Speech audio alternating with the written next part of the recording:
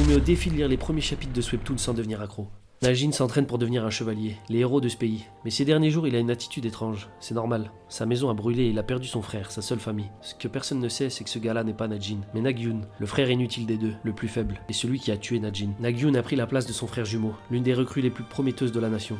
Et à présent, il doit prétendre être fort, ne pouvant compter que sur sa ruse, son sens de l'observation, ses expressions froides et menaçantes pour faire illusion. Infiltrer l'organisation et obtenir des informations sur les hommes masqués qui l'ont forcé à tuer son frère. Pourquoi l'ont-ils fait et comment se venger? La construction de l'univers me rappelle un peu Hunter x Hunter, des profs badass, des échelles de puissance établies, des pouvoirs complexes et des affrontements psychologiques autant que physiques. Un frisson permanent règne. Chaque personnage est malin, et Nagyun doit trouver constamment des solutions pour se fondre dans la masse malgré ses lacunes. Tout ça au milieu de la géopolitique de deux nations prêtes à se faire la guerre. Tout est parfaitement équilibré, addictif. Je me souviens le jour où j'ai découvert ce webtoon, avec quelques chapitres de sortie et que je l'ai envoyé à un pote qui est devenu fou en apprenant qu'il ne pouvait pas lire la suite. Mais vous pouvez.